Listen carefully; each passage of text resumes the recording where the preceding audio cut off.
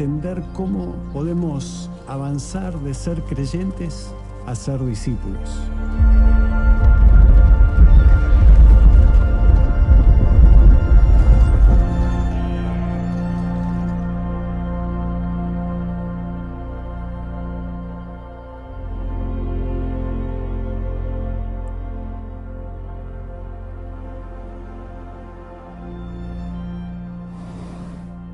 Se producirá en nosotros, sin que nos demos cuenta, esa transformación que nos convertirá en verdaderos discípulos de Jesús.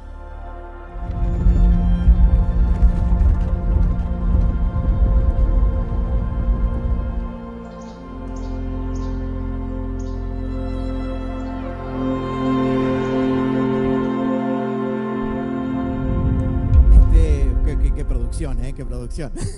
Este próximo miércoles a partir de las 20 horas retomamos nuestros estudios de la Palabra de Dios. La idea es que estamos una horita juntos.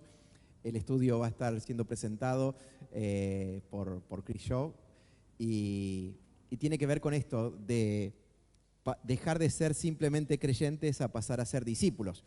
Cuando Jesús hacía milagros, muchos creían, pero solamente al final del día los que compartían con Jesús eran los discípulos. Y cuando la cosa se empezó a complicar y empezó a haber contradicciones, persecuciones y amenazas, los únicos que quedaron fueron los discípulos. El Señor nos invita a ser sus discípulos. Así que esto vamos a estar estudiando el día miércoles. Vamos a otro videito y tenemos una producción increíble. Tenés que soplar, perdón. Ahí está, ahora sí.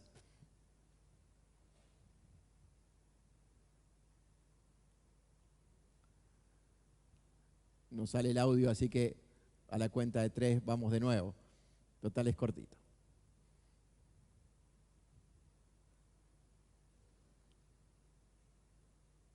Es demasiada producción para nosotros, perdón. Va de nuevo, puede salir con sonido, será muy complicado ahora. Una vez más. Sí, dicen que hay que soplar. 1, 2, 3. A ver, creo que sí. La tecnología sigue teniendo sus cosas. Ahora sí. A ver.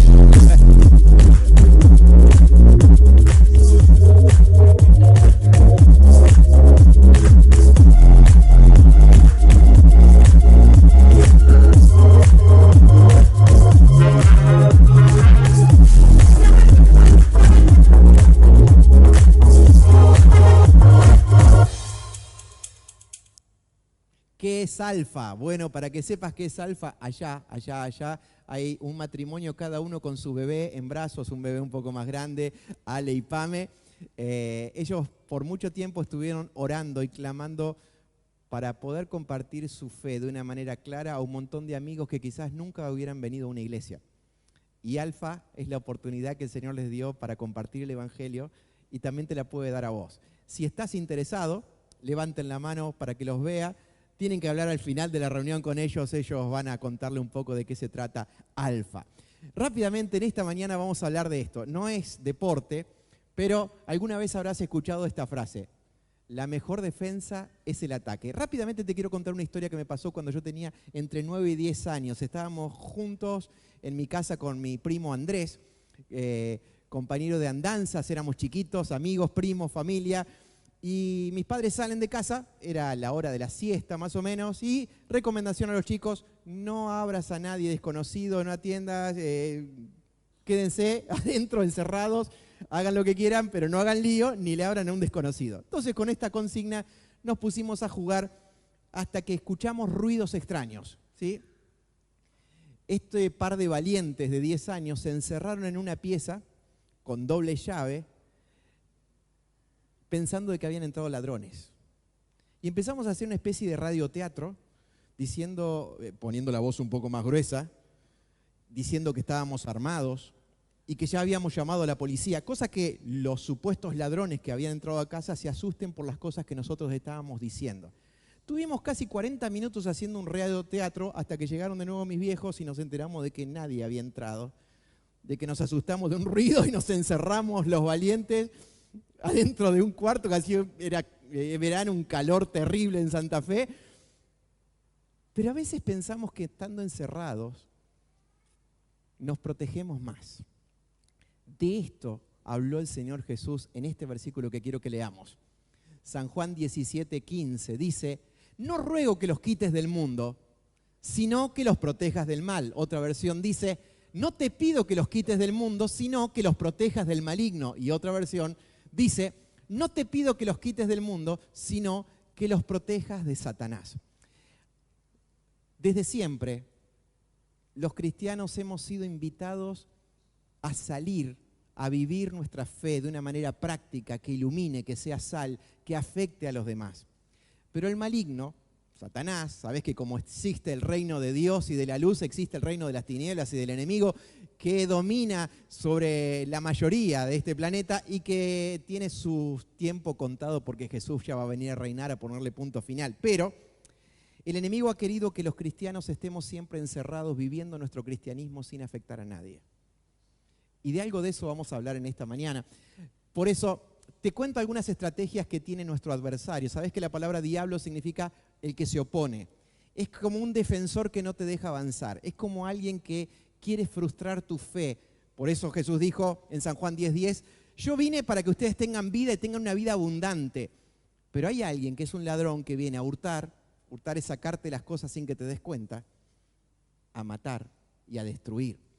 El enemigo quiere vapulear y quiere sacarle el fundamento a tu fe, para que tu fe termine siendo un amuleto de buena suerte y no una vivencia práctica con este Dios vivo en el cual hemos creído.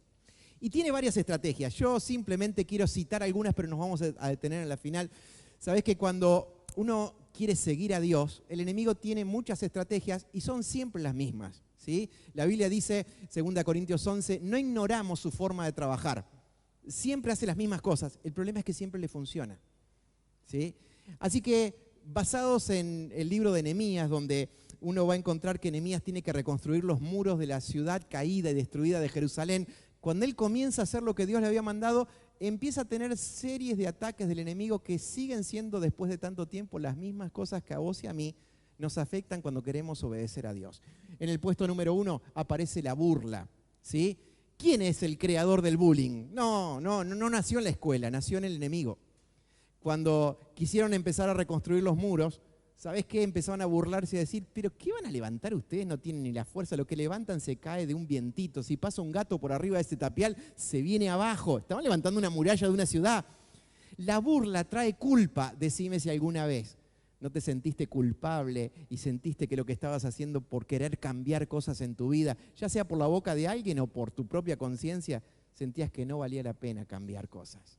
Mira, ¿qué se cree este? Ahora no miente más. Mira, antes vivía mintiendo y ahora parece que se hizo cristianito. Siempre aparece alguien que viene no a alentarte, sino a burlarse. Es una estrategia del maligno.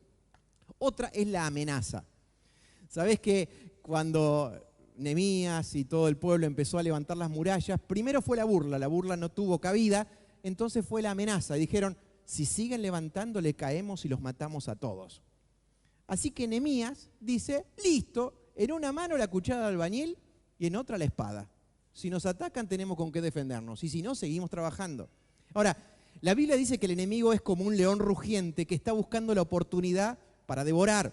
Y como todo león, cuando ruge da miedo, el enemigo le encanta trabajar con la amenaza. ¿Sabés cuántos cristianos no se comprometieron con el Señor como Dios estaba esperando de ellos porque tienen miedo a que si se comprometen demasiado, el enemigo los va a atacar demasiado? El enemigo le encanta atarnos como cuando a un perro se lo ata para que no vaya más de los límites de la soguita con los miedos. Dice el libro de Proverbios que es un lazo, es una soga aquel que vive con miedo. El miedo no te deja avanzar más allá de lo que llegan tus miedos. Por eso el enemigo amenaza. Puesto número 3, distracciones. Y ya te puse el 4, es que las dos cosas tienen mucho que ver. El enemigo le encanta que prioricemos cosas que no son prioritarias. Que nos ocupemos de un montón de cosas, de urgencias, tapando agujeros y descuidemos lo más importante de todo. ¿Alguna vez escuchaste la canción de Julio Iglesias, Me olvidé de vivir? Y él empieza a decir en su canción que perdió la familia y un montón de cosas porque priorizó cosas que no eran importantes. Y después de saborear el triste trago amargo de haber perdido todo, dijo, me olvidé de vivir.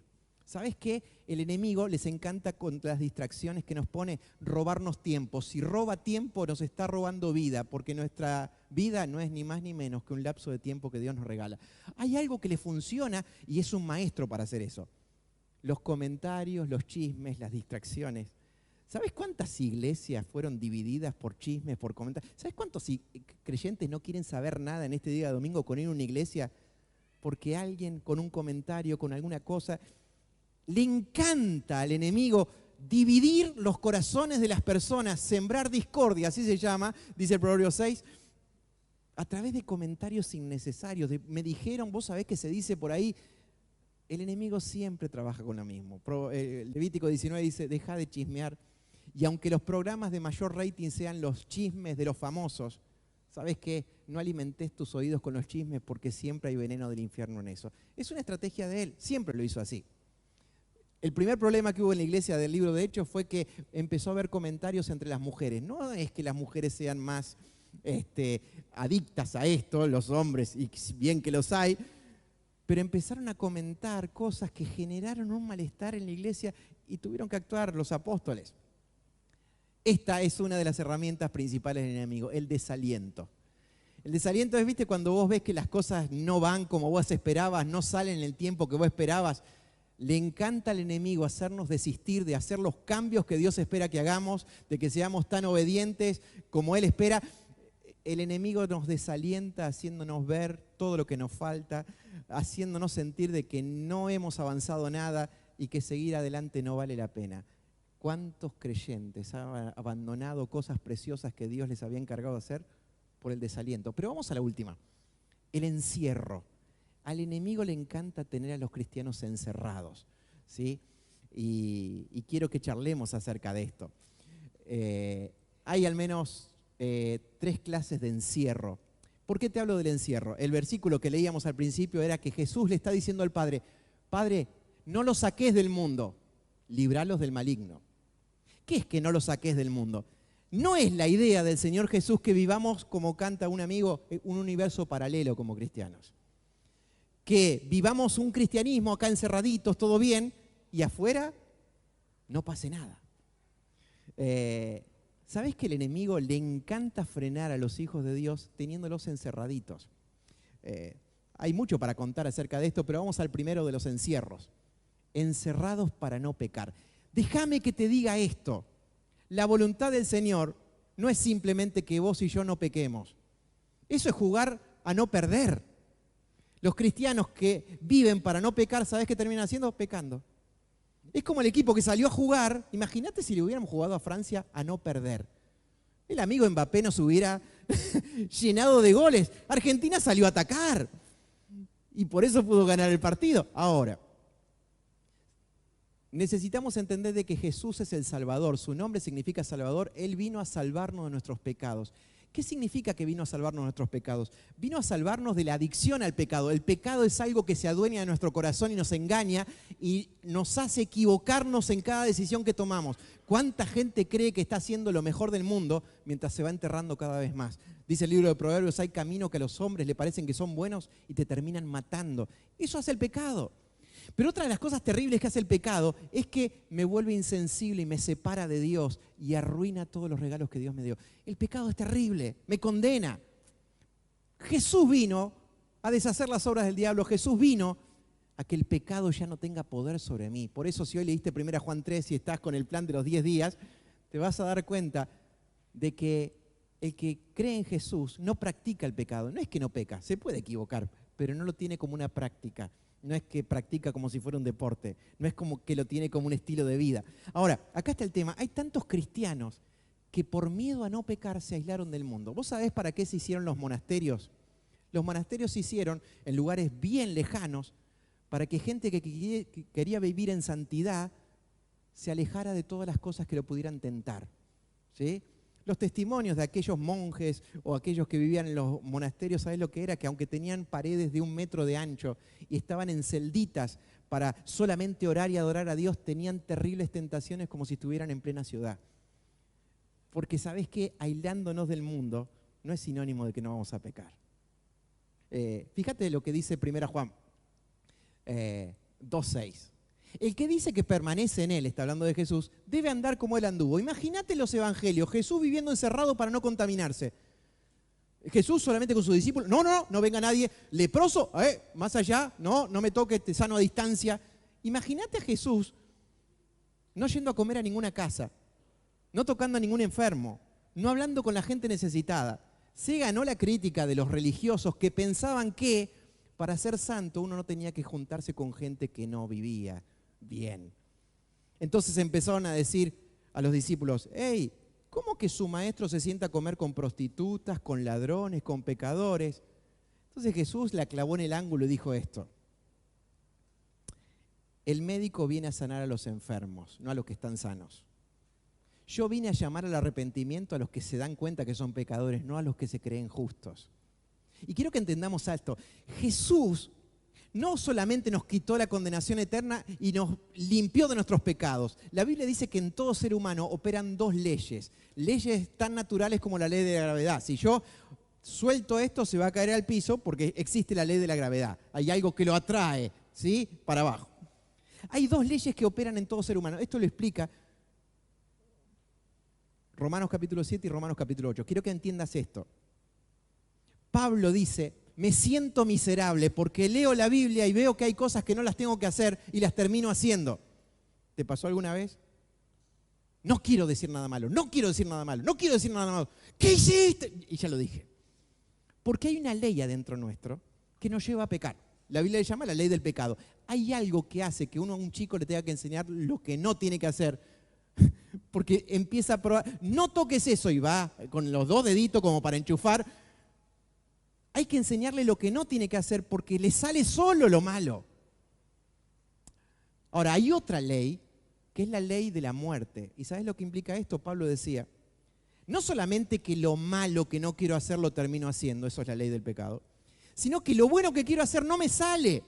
¿Cuántas buenas intenciones no terminan saliendo bien? ¿Cuántas cosas? A partir de mañana voy a cambiar, voy a hacer esto, voy a ayudar, voy a ser mejor esposo. Y no me sale. Y le puse onda, y le puse fuerza de voluntad. Pero hay una ley acá adentro que me mata, me impide hacer lo bueno que Dios espera que haga. Pero gracias a Dios que hay una ley que es más poderosa que estas dos.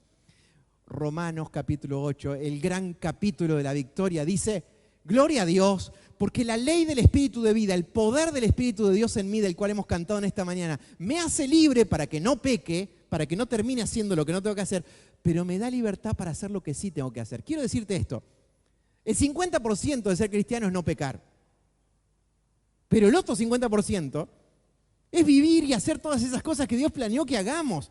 El enemigo nos quiere encerrados, no peque, no peque, no peque, no mire, no toque, poniéndote reglas.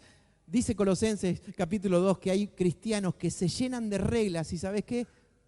Terminan rompiéndolas porque ni siquiera las pueden cumplir ellos mismos. Ahora, ¿te acordás la historia de José? José, el hermano de todos los hermanos de José, el hijo, uno de los menores, después tuvo Benjamín de Jacob. Él fue vendido, después fue llevado preso injustamente.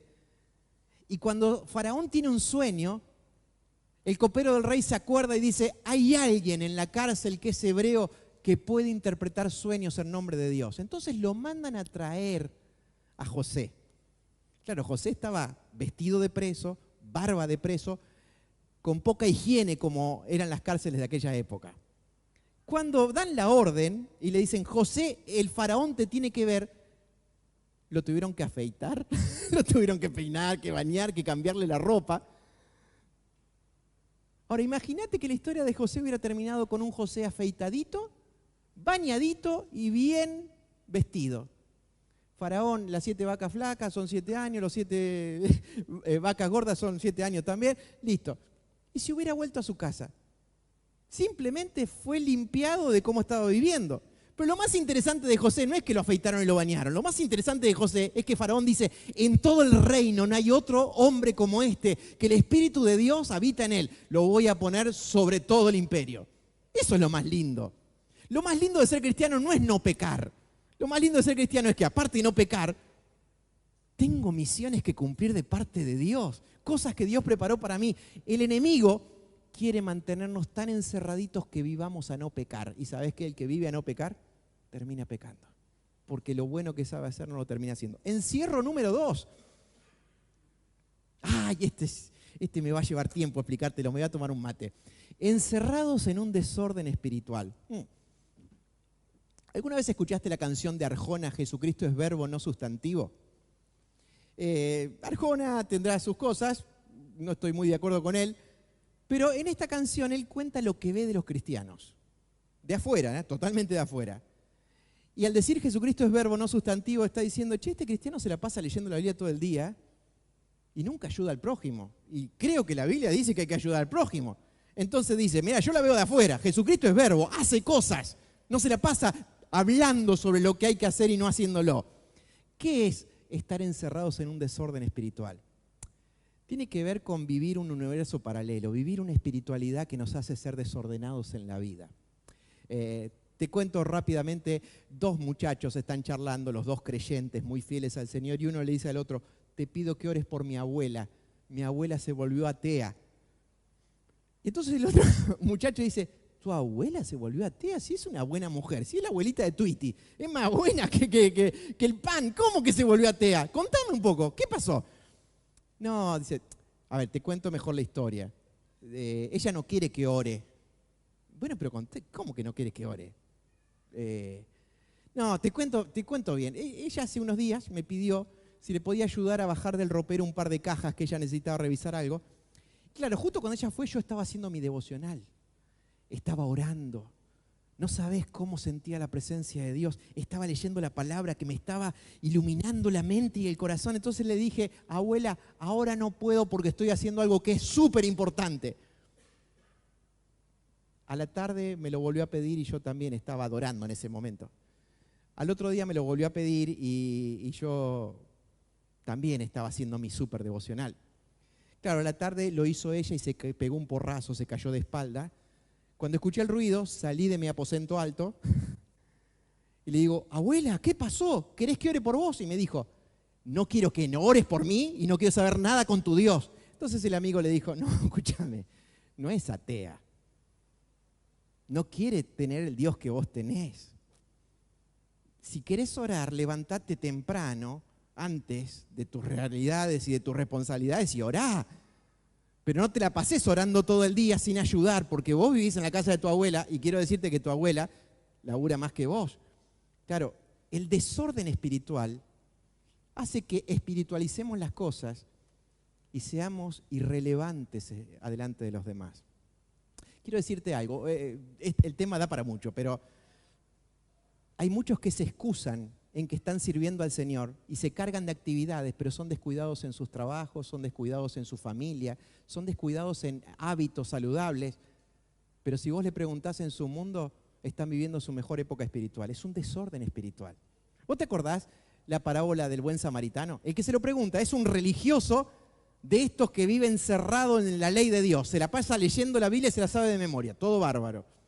Entonces le pregunta a Jesús, ¿cuál es el mandamiento más importante? El Señor le dice, amar al Señor con todo el corazón, el alma, la mente y la fuerza. El segundo, amar al prójimo como uno mismo. Entonces, fíjate lo que dice el estudioso de la ley. Bueno, todo bien con el amar a Dios, pero ¿quién es mi prójimo para que yo lo ame? ¿Qué estuvo estudiando tanto tiempo si no sabía quién era el prójimo, no? Entonces Jesús le cuenta una historia. Las historias del Señor son reveladoras, revelan no solamente realidades y principios espirituales, sino la realidad de nuestro propio corazón. Entonces, ¿te acordás? Un hombre descendía de Jerusalén a Jericó, lo asaltan, le roban todo, lo golpean y lo dejan medio muerto. Entonces pasa por ese mismo camino un sacerdote. El sacerdote está cerquita del cielo. Está para las cosas más importantes. Cuando el sacerdote pasa y ve que hay un hombre necesitado, tiene cosas más importantes que hacer. Es el sacerdote del Dios viviente. Pasa de largo. Después por ese mismo camino pasa un levita. El levita sabía mucho de leyes y también servía en el templo. Tenía tantos ministerios que cuando se acerca y ve que este hombre está medio muerto, sigue de largo. Pasa un samaritano que no sabía tanto de Dios como los otros. Y cuando ve que hay alguien que se está por morir y que eres el único que le puede dar una mano, ¿sabes qué hace? Le venda las heridas, lo limpia, lo carga, se hace cargo de él, hasta paga por este hombre que ni sabía cómo se llamaba y si le iba a dar gracias. ¿Sabes cómo termina la historia? Jesús le dijo, andá y hace lo mismo. Ahora, ¿qué es la espiritualidad desordenada? Es vivir una realidad irreal. Es ser desordenado en la vida y pretender de que uno es fiel a Dios cuando deja compromisos sin pagar, cuando es irresponsable en el trabajo. Un ejemplo, tengo que ser rápido con esto, el tema da para mucho, pero vas a encontrar muchas veces en la Biblia y en la propia realidad de uno que uno se autoengaña y cree que está todo bien.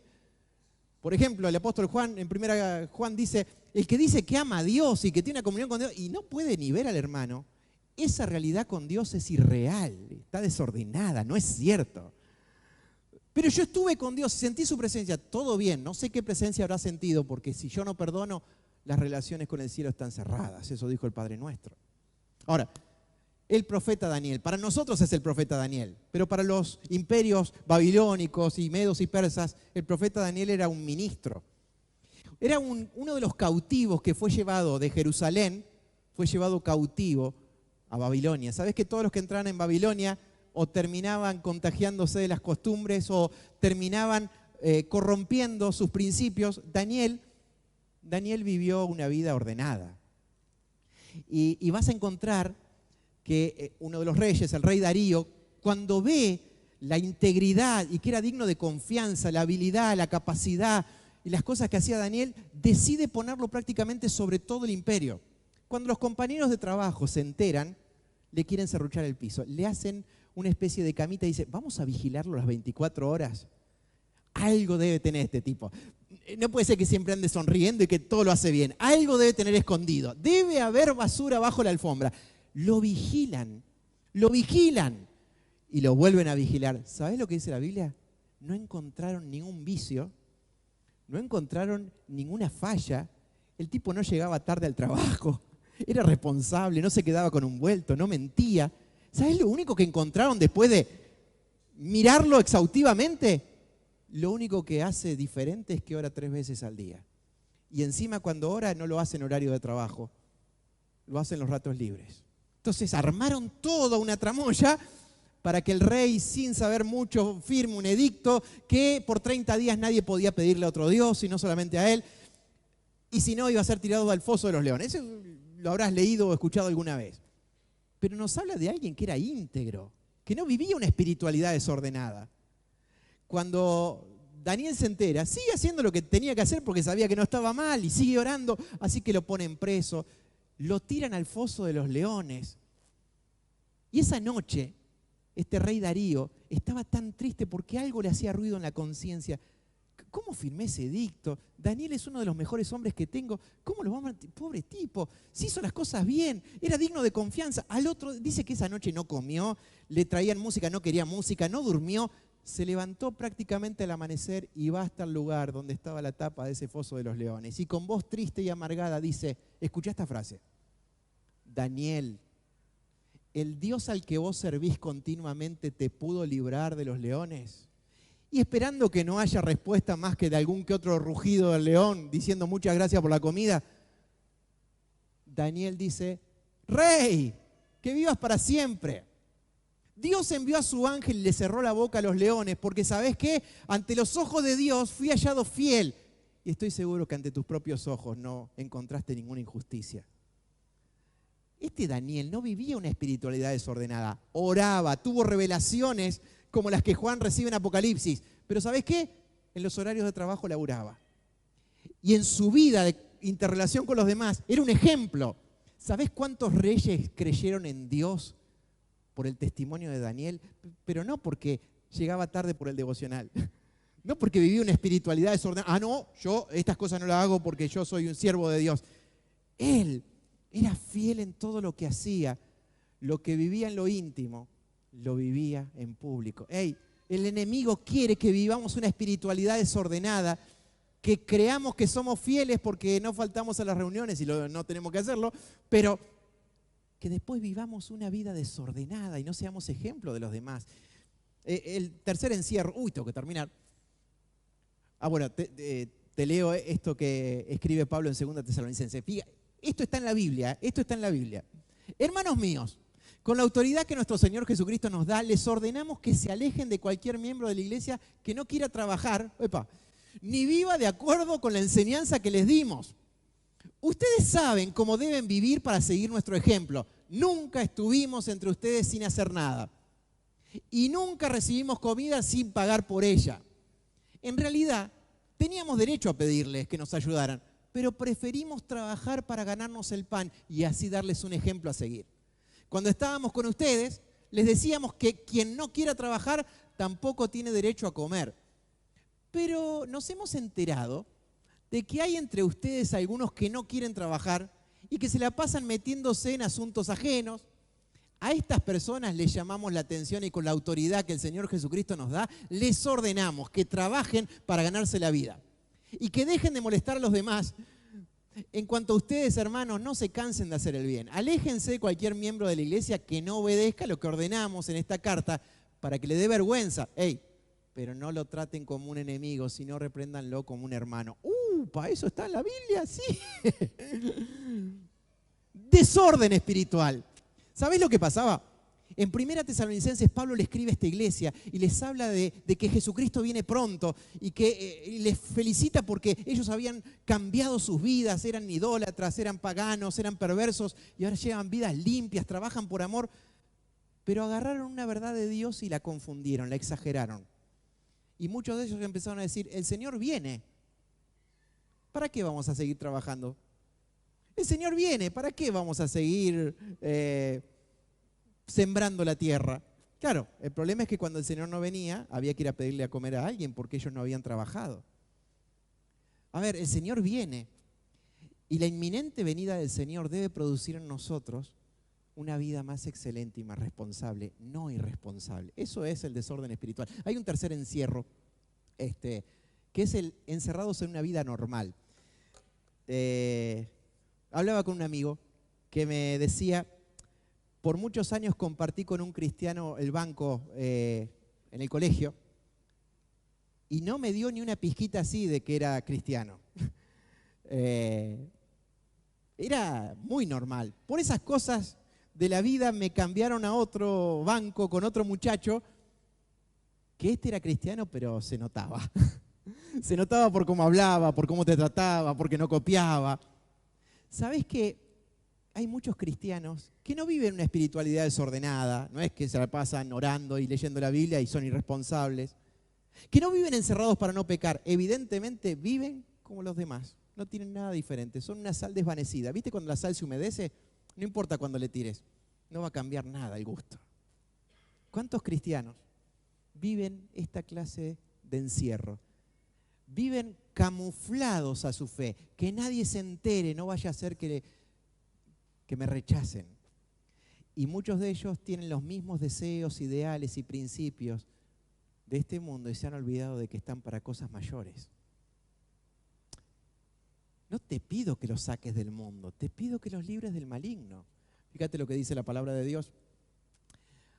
Ahora les pido de parte del Señor Jesús que ya no vivan como los que no conocen a Dios, pues ellos viven de acuerdo con sus tontas ideas. Son gente ignorante y terca que no entiende nada y por eso no disfruta de la vida que Dios da. Han perdido la vergüenza, se han entregado totalmente a vicios, se hacen toda clase de indecencias. Pero esto no es lo que ustedes aprendieron acerca de Cristo. Porque ustedes oyeron el mensaje acerca de él y saben vivir como él manda, siguiendo la verdad que le enseñó. Por eso ya no vivan ni se conduzcan como antes, cuando los malos deseos dirigían su manera de vivir. Ustedes deben cambiar completamente su manera de pensar y ser honestos y santos de verdad, como corresponde a personas que Dios ha vuelto a crear para ser como Él. Te quiero hablar del ejemplo del águila. Está bien, el enemigo trata de encerrarnos en no pecar, trata de encerrarnos en una espiritualidad sin sentido. Trata de licuar tanto nuestra fe y nuestros testimonios de que ni se note que somos cristianos o que seamos cristianos de nombre. Ahora, la cosa no es simplemente que el Señor rogó para que no nos quedemos evadidos de la realidad. Cada vez que lees la palabra de Dios se nos habla de que Dios nos impulsa a salir. Cuando uno lee el libro de Hechos, los milagros no pasaban cuando la iglesia estaba reunida, sino cuando la iglesia salía después de haber estado reunida. Pentecostés es que los hermanos están esperando la promesa de Dios, pero cuando desciende el Espíritu de Dios, salen afuera y Dios empieza a hacer milagros. Cuando Jesús llama a sus discípulos, dice Marcos capítulo 3, los llama primero para que estén con Él y después para enviarlos a predicar. El enemigo quiere que nos pasemos encerrados en una comunión con el Señor que debemos tener, pero que nunca salgamos afuera a afectar. A ver, si el Señor hubiéramos querido que solamente estemos con Él, nos hubiera llevado al cielo de una. Tenemos una misión que cumplir. Y por supuesto que sin estar con el Señor salimos afuera y no tenemos que ofrecer. Tiene que haber un equilibrio entre lo adentro y lo de afuera, entre pasar en lo secreto de nuestra relación con el Señor, pero afectar a lo que está a nuestro alrededor. Te hablo del ejemplo del águila. ¿Sabes? Este versículo aparece en Deuteronomio capítulo 32. Va a pasar mi amigo, yo estoy terminando este mensaje. Así como el águila revolotea sobre el nido y anima a sus polluelos a volar y extiende sus alas y los levanta en vilo y los sostiene sobre sus alas, el otro versículo dice, así Dios hace con su pueblo. ¿Sabés qué hace el águila? El águila es uno de esos bichos que hay que prestarle atención porque tiene un montón de virtudes. Pero una de las virtudes que tiene es que cuando hace el nido, lo hace en un lugar tan alto que ningún depredador puede llegar. Y el nido está rodeado de espinas, cosa que si algún ave quiere pararse ahí, se pincha. Todo muy lindo porque mamá águila le trae a sus aguiluchos la comida todos los días. Pero llega un momento donde pasa esto. En un día no pensado ni premeditado, sin, como le hacen a los chicos, ese periodo de adaptación, el águila con sus garras, pero sin lastimar, agarra a uno de sus pichones y lo suelta desde la altura. Y el pichón se viene a pique como si fuera una piedra. Dice, ¿qué está haciendo, mamá? Pero después extiende sus alas y lo vuelve a recoger. Eso pasa una vez, eso pasa 2 veces. Hasta que el aguilucho se empieza a dar cuenta de que tiene alas y que puede volar solo. ¿Por qué Dios da este ejemplo del águila? Muchas veces Dios tiene que excitar a su nidada. Dios tiene que motivar a su pueblo que le gusta estar encerradito para que empiecen a volar en serio y a buscar nuevos horizontes. Pedro, Juan y Jacobo ven la visión de que Jesús es transformado en el monte de la transfiguración. Moisés y Elías están ahí y Pedro tiene la idea maravillosa. Nos quedamos a vivir acá. Nosotros construimos las chozas, nos quedamos acá. ¿Qué mejor lugar que estar? Con Jesús, con Moisés, con Elías, ya está. Y una nube los cubre. Y Dios el Padre habla, le dice, este es mi Hijo amado. Escuchen lo que Él les dice. La nube desaparece y está solo Jesús. Y cuando Pedro dice, ¿nos quedamos? Jesús dice, vamos abajo. ¿Cómo? Sí. Ya viste lo que tenías que ver. Ahora hay que ir a atender las necesidades abajo. Vas a ver que Jesús intercalaba sus tiempos de intimidad con el Padre, orando. Por lo general lo hacía fuera del horario de trabajo. Y después salía a buscar las almas. Hace mucho tiempo atrás, y acá terminó, un cantante español compuso esta canción, Luis Alfredo se llama, y él dijo esta canción, esto es lo que decía su canción: baja Dios de las nubes y llévalo a la fábrica donde trabajas.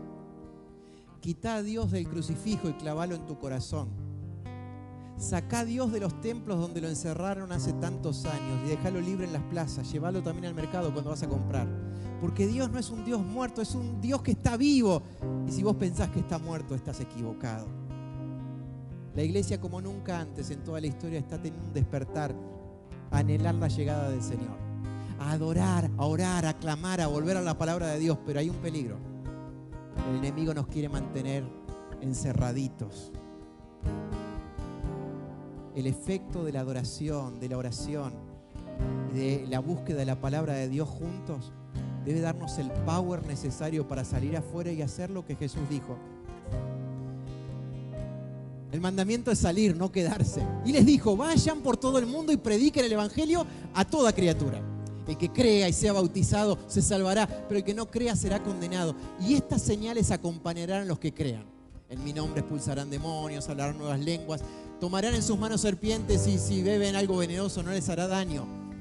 Además, pondrán sus manos sobre los enfermos y estos sanarán. Después de que el Señor Jesús habló con ellos, fue recibido en lo alto, en el cielo, y se sentó a la derecha de Dios. Ellos salieron entonces y predicaron por todas partes, y el Señor los ayudaba, confirmando la palabra con las señales que la acompañaban. Amén. Quiero decirte que los mejores milagros no pasan acá adentro. Acá somos motivados para salir a la cancha, y a Dios le encanta sanar, salvar, liberar. Ahí donde vos trabajás, ahí donde vivís tu fe, no de una manera desordenada y aislada del mundo o camuflada para que nadie se dé cuenta, sino que estás dispuesto a entregarlo todo por aquel que te llamó a jugar en las grandes ligas. ¡Hey! Yo quiero que cierres tus ojos un ratito. Nos vamos a acercar a la mesa del Señor, vamos a cantar este temazo que ya está sonando. ¿Sabes? El Señor puede sanarnos de una espiritualidad desordenada. El Señor puede sanarnos de una adicción a no pecar que termina siendo un pecado. Porque fuimos llamados no solo a no pecar, sino a jugar esas cosas que Dios preparó para nosotros. No es un buen cristiano el que no le hace mal a nadie, sino que alguien que aparte que no le hace mal a nadie, le hace mucho bien a todos. El Señor tiene que librarnos de una vida cristiana tan licuada que ni los demás se dan cuenta que somos cristianos.